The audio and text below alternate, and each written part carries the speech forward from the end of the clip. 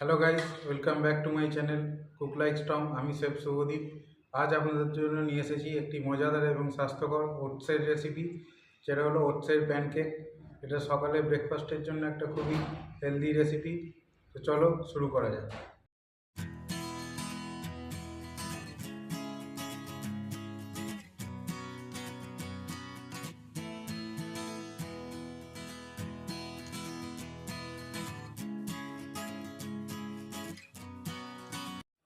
চলুন দেখে নিই ওটস প্যানকেকের জন্য আমাদের কি কি লাগবে।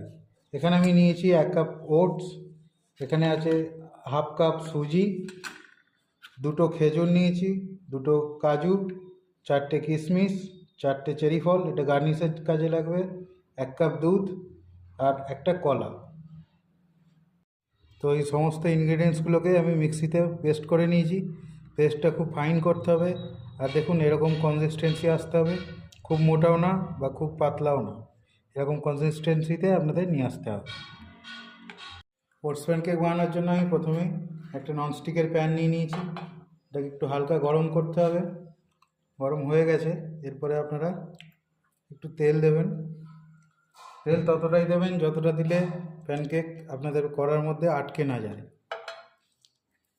তেলটাকে ইকুয়ালি সমানভাবে স্প্রেড করে নিতে হবে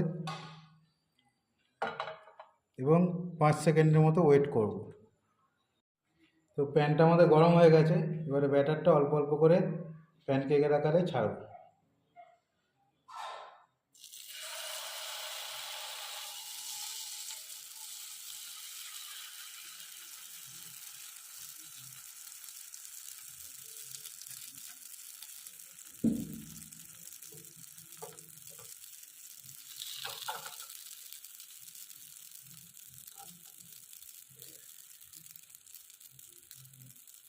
কিছুক্ষণ ঢাকা দেবেন যাতে তাড়াতাড়ি কুক হয়ে যায়।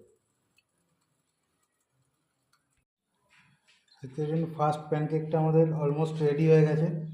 প্যানকেকের কনসিস্টেন্সি এরকম হবে, আর প্যানকেক প্যানের মধ্যে এইভাবেই থাকবে।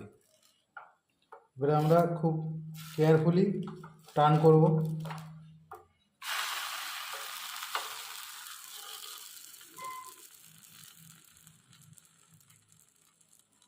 তো দেখুন, আমাদের প্যানকেক পুরো পারফেক্টলি কুকড হয়েছে।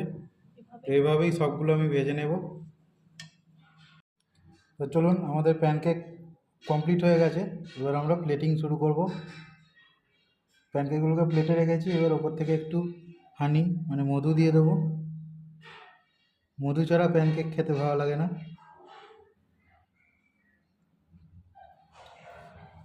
এরপরে গার্নিশ করব 4টে চেরি ফল দিয়ে।